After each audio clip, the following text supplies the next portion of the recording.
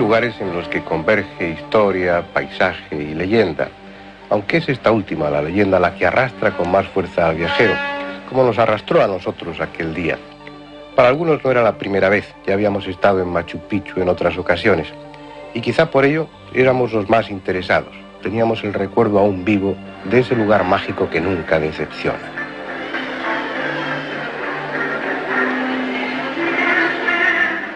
En Cuzco, ante la estación de San Pedro, los puestos del mercado estaban en su mayoría cubiertos a causa de la lluvia, y al aire le faltaban esos 1000 aromas diferentes de otras veces.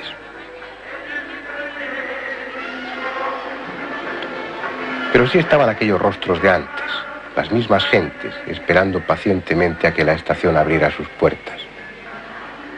Cada uno con su historia, con su equipaje de experiencias, ocuparía un lugar en aquel tren de vía estrecha que, como cualquier otro día, iba a emprender su camino, valle abajo, hasta terminar el recorrido en la lejana Quillabamba, donde la selva cierra ya sus puertas al paso de las vías.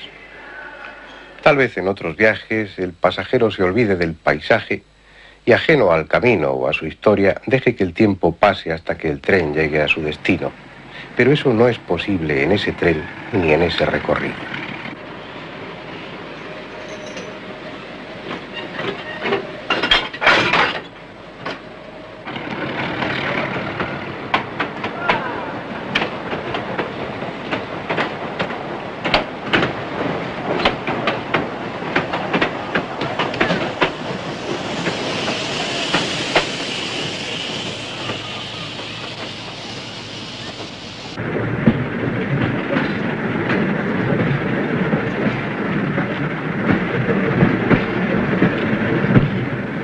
Después de subir en zigzag, trepando literalmente por la ladera para dejar Cuzco más y más abajo en cada cambio de sentido, el tren comienza su descenso por un ancho valle que en tiempos del Inca fue valle sagrado.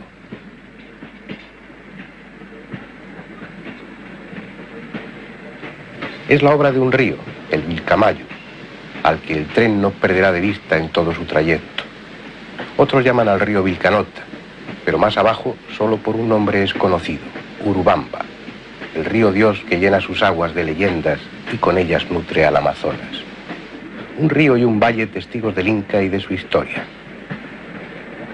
Por estas tierras, que el tren recorre agitada y sinuosamente, anduvo el joven príncipe Inca Ripac, desterrado por su carácter impulsivo y rebelde. Y fue en algún lugar del valle donde se le apareció el dios Viracocha para ordenarle que volviera a Cuzco y organizase su defensa contra los sublevados chancas. Muy pocos de los viajeros que hacen ese recorrido conocen la historia del joven príncipe. Sin embargo, de él dependió en gran medida el destino del imperio inca.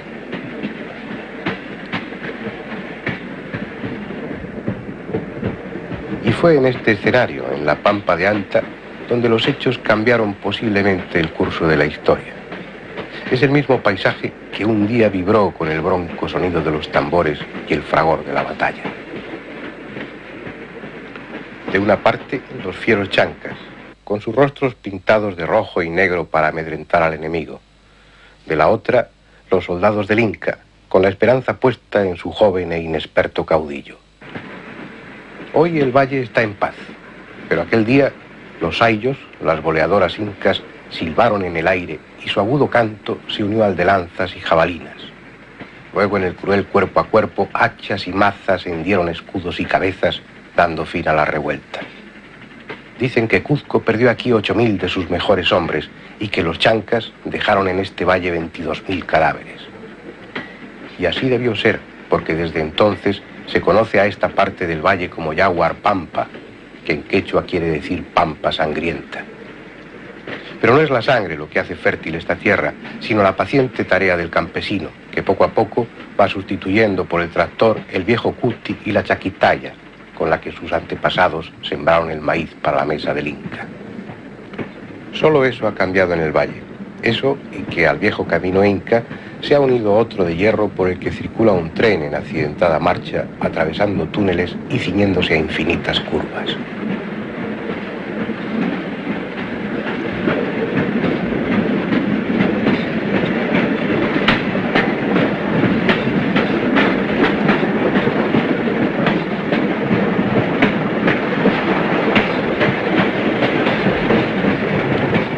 casi al final de su recorrido, una estación, Puente Ruinas, donde otros trenes funcionales y pulidos vacían cada día su carga de turistas.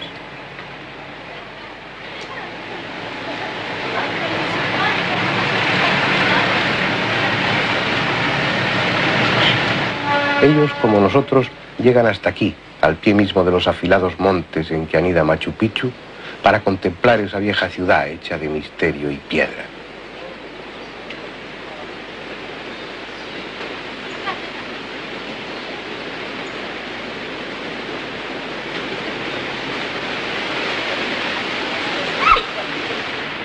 Luego los pequeños autobuses, traídos también en su día por el tren, irán remontando el serpenteante camino de Hiram Bingham, ascendiendo por un paisaje abrupto y grandioso como pocos, dejando allá abajo el tortuoso Urubamba. Arriba, en la montaña, ya junto a las ruinas, la tarde se iba cargando de nubes apretadas y oscuras, anticipando la noche, ese reino de sombras que en Machu Picchu es aún más ominoso y empequeñece al hombre, haciéndole sentirse intruso en un entorno que no le pertenece, hecho a la medida de los dioses, no de insignificantes humanos. Algunos llegan por el camino del Inca que recorre las cumbres. Los hay que incluso vienen por el río en barcas neumáticas, pero la mayoría recurren al tren de turistas, que llega a la estación de Puente Ruinas a media mañana. En pocas horas recorren las ruinas y por la tarde toman de nuevo el tren que les conducirá a Cuzco. Y está bien, si no hay otro remedio, pero aquel que pueda ha de pasar allí la noche, para contemplar al día siguiente un espectáculo que solo ese lugar ofrece, un espectáculo siempre distinto y fascinante, el despertar de Machu Picchu. Como náufragos del tiempo, en un paisaje concebido para el cóndor, ellos, los incas, recibieron cada amanecer la luz del Inti, el viejo Padre Sol, surgida tras las gigantescas montañas, más allá del Putucusi. La luz que ilumina las cumbres, que enciende el verde de la selva y hace aún más profundos los abismos. Hoy Machu Picchu no es lo que antes fue, y la luz del día que comienza quizás no sea bienvenida. La ciudad que en la noche soñaba su espléndido pasado despierta lentamente, tomando conciencia de sus desnudas piedras, odiando tal vez al sol que antes tanto amara, porque ahora es él quien descubre su miseria de ciudad muerta. Una ciudad rescatada del olvido el 25 de julio de 1911. Ese día, el norteamericano Hiram Bingham dio con ella. Se ha dicho que hasta ese momento nadie supo de su existencia, y es falso. También se dice que ni los conquistadores ni los conquistados sabían de esa ciudad. También es falso. Los colonos de principios de siglo la conocían, y uno de ellos, Melchor Arteaga, fue el que condujo a Bingham, pero es probable además que el norteamericano supiese lo que andaba buscando, porque, como en las novelas de aventuras, existía un manuscrito, exactamente la mitad de un documento. Estaba escrito por un cronista no demasiado conocido, Diego Rodríguez de Figueroa, y fechado en 1561.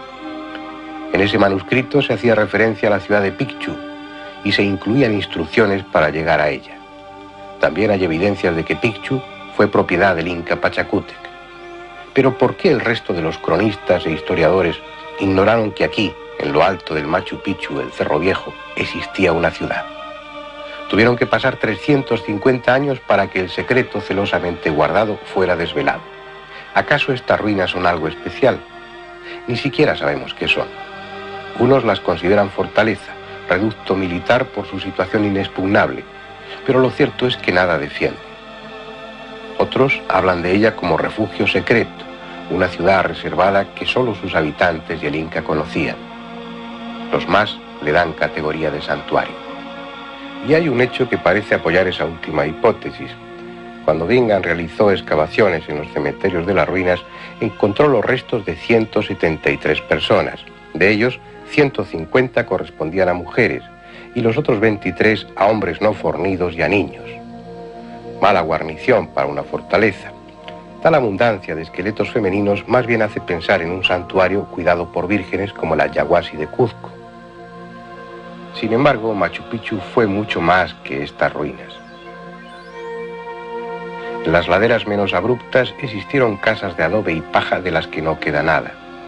Además, en todos los cerros de alrededor existen restos de edificios y templos, lo que permite afirmar que la ciudad se extendió por un área mucho más amplia de la que hoy visitan los turistas en Cerro Viejo, y que no es otra cosa que la parte noble, la zona reservada a templos, palacios y almacenes, donde sacerdotes, vírgenes y gobernantes tenían su residencia. Cualquier día se encontrarán en alguna parte del cerro las tumbas de servidores y artesanos. Aún falta mucho por excavar, aún quedan muchos descubrimientos por hacer, y es posible que algunos de ellos sean tan sorprendentes como los que realizó el propio Hiram Bingham en sus primeras excavaciones. Como el de una mujer que padeció sífilis y tuvo el extraño capricho de ser enterrada con su perro, o el de un collar de cristal verde fundido que se encontró al cuello de un hombre enterrado en una cueva. Esa era una técnica que desconocían los incas, como desconocían el hierro, que requiere temperaturas muy elevadas de fusión, y sin embargo Bingham encontró en una tumba una delgada lámina de hierro oxidado de 3 centímetros de largo por 1 de ancho. ¿Quién dejó entre los incas un collar de cuentas de cristal verde fundido y una lámina de hierro? Tal vez los conquistadores. No es lógico. Ellos solían llevarse, no dejaban nada en las tumbas. Es uno de esos enigmas con los que a veces se encuentran los arqueólogos y que posiblemente en el caso de Machu Picchu no sea el último. En los días en que estuvimos realizando este documental, tuvimos la oportunidad de ser los primeros en filmar la entrada de un pasaje subterráneo hasta ese momento desconocido.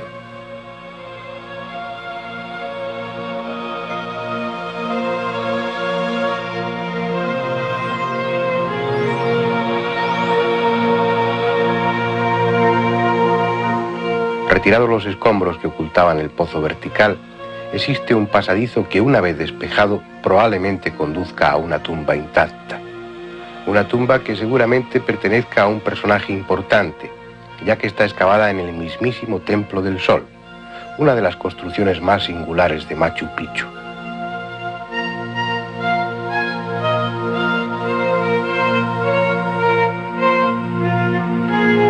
No está claro si fue templo, observatorio o ambas cosas.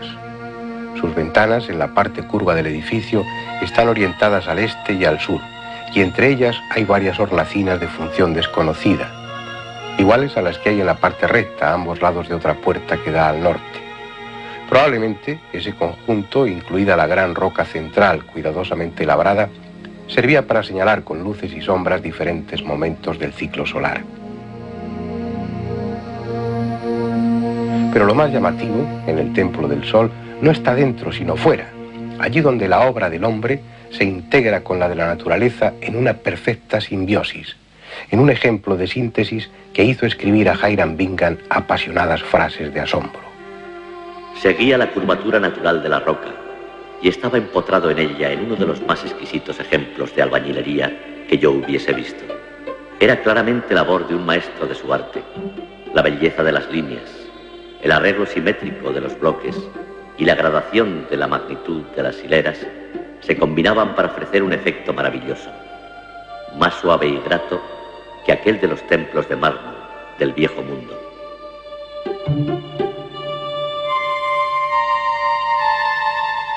Y aún más abajo, en la base de la roca, un trabajo más propio de orfebre que de cantero. La llaman tumba real porque Bingham halló en ella un personaje enterrado.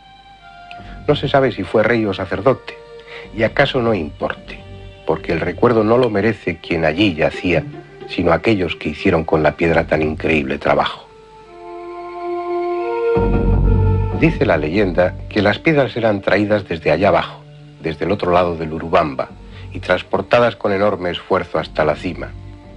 Y dice también la leyenda que, irritados los dioses por las blasfemias con que los obreros protestaban de su suerte, los transformaron en piedras, acarreándolos como ganado hasta ocupar el lugar en los edificios.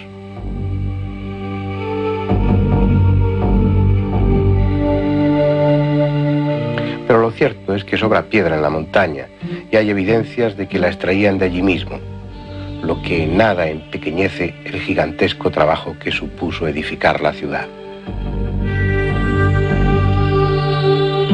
A la construcción que corona ese cerro dentro del recinto urbano la llaman Intihuatana, el lugar donde se amarra el sol.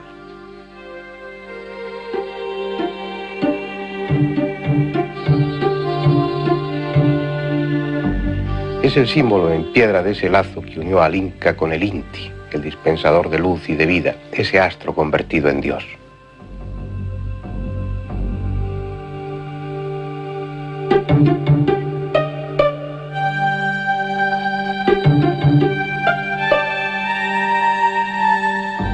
La forma del peñón labrado está determinada por el camino que sigue el sol en el cielo, por su orto y su ocaso en distintas épocas del año, de tal forma que sin palabras el astro rey encontraba el modo de dar su mensaje. Solo el sacerdote, el Tarpuntai, conocía ese lenguaje de luz y sombra. Solo él era el intérprete de la voluntad divina. Y desde aquí la proclamaba a las gentes de Machu Picchu.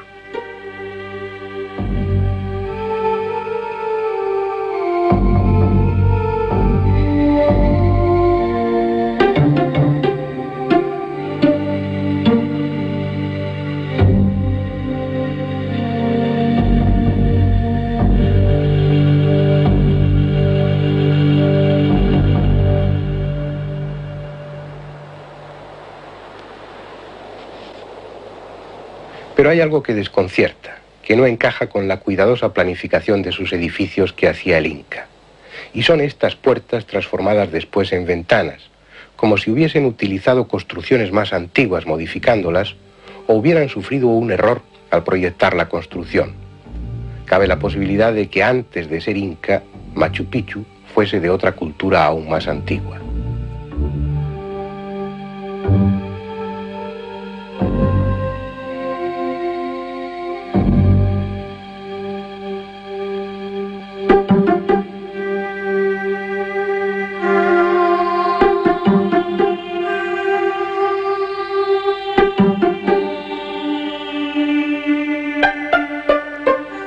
Cuando Manco Cápac II se refugió en esta ciudad, dijo que venía al lugar que fundaron sus antepasados. Eso ha hecho pensar a algunos investigadores que estas 3 ventanas del templo principal son las 3 aberturas por las que, según la leyenda, surgieron los hermanos Ayar, los creadores de la dinastía Inca. Pero aunque así fuese, ello nada nos dice sobre la antigüedad de la ciudad, porque nadie sabe en qué época aparecieron los incas ni de dónde procedían. En cualquier caso, hace mucho tiempo que estas viejas piedras fueron puestas aquí, tanto que los muros se han abierto, no por los terremotos como se pensaba, sino por el propio peso de las piedras, que con el paso de los siglos se han ido hundiendo, como si estuvieran edificadas sobre el blando barro en lugar de sobre tierra firme. Pero lo que la arqueología convencional dice sobre Machu Picchu es poco y no muy extraordinario, empeñada como está en atribuir a las viejas culturas del Perú una antigüedad no demasiado grande, unos conocimientos técnicos escasos y un nivel espiritual bastante primitivo. Afortunadamente, los arqueólogos jóvenes están modificando esos conceptos. Por falta de información de los historiadores, anteriormente ellos empezaron a especular mucho sobre Machu Picchu, pero el año pasado, con los trabajos que empezamos a realizar y con algunos aportes de documentos nuevos, Machu Picchu básicamente ha sido una propiedad privada del Inca Pachacútec. ¿Y con qué finalidad? ¿Para qué objetivo tenía el construir esa ciudad en ese lugar tan inaccesible, tan apartado? ¿Cuál era la intención que tenía Pachacútec al elegir ese lugar, ese sitio? Bueno, Pachacútec, como el Inca revolucionario, el que empezó a transformar todo desde las raíces, toda la organización social, política inca, él tuvo un objetivo muy básico, yo creo, el de empezar con una ciudadela tan parecida en su distribución con Cusco, pero complementada con el sector religioso, pero el religioso no al nivel que se conocía ya en la época inca, sino un religioso ya podríamos decir un poco más avanzado hacia una forma mística.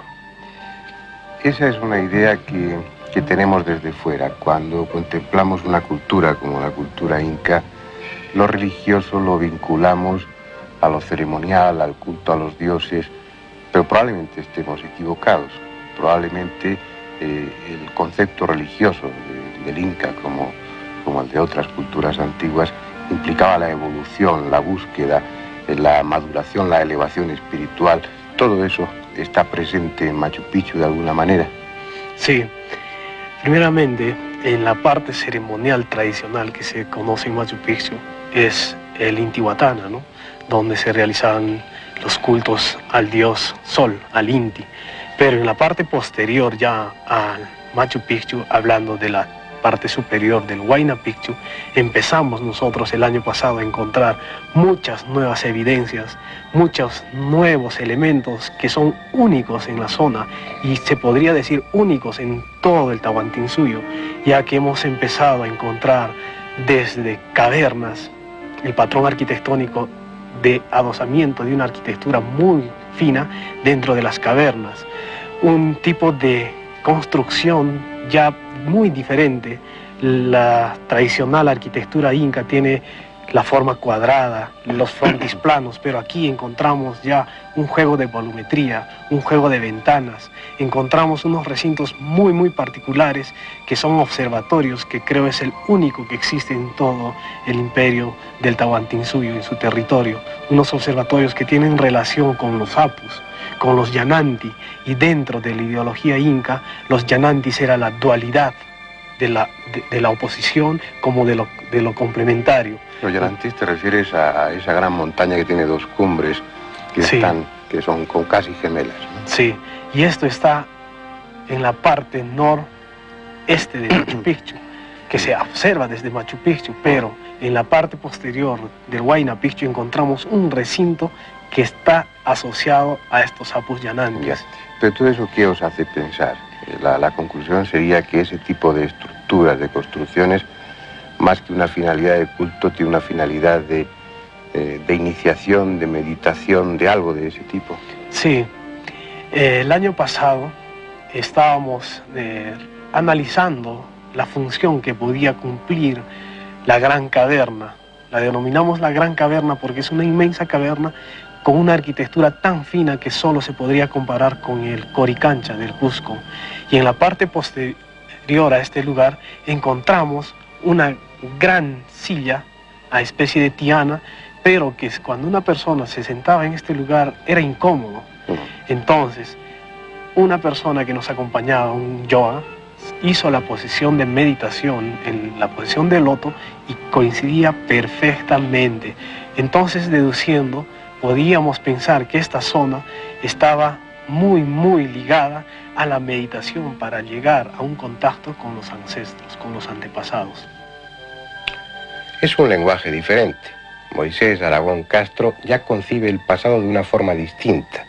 Entiende que los sacerdotes poseían un conocimiento y que es la simbología el idioma necesario para entender el mensaje que esas culturas nos dejaron. Los que han visitado Machu Picchu con calma habrán percibido algo que no figura en las guías turísticas, algo que es solo subjetivo. Ese lugar pone a la mente en la vía de lo trascendente.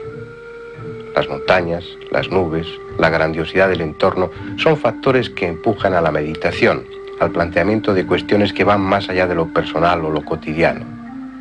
Si hubiera que elegir un lugar para que el hombre se pusiera sobre la pista del Dios que lleva dentro, Machu Picchu cumpliría los requisitos necesarios. Por ello ejerce esa fascinación sobre la gente. No es tan monumental como Sacsayhuamán, no está construido con la perfección de Cuzco o de Ollantaytambo. El atractivo de Machu Picchu no es Machu Picchu, sino el lugar en el que está enclavado, un lugar especial, distinto a cualquier otro. Un lugar propicio para que los hombres entren en contacto con los dioses. Un lugar para que el hombre dialogue con ese hombre total que todos somos en potencia.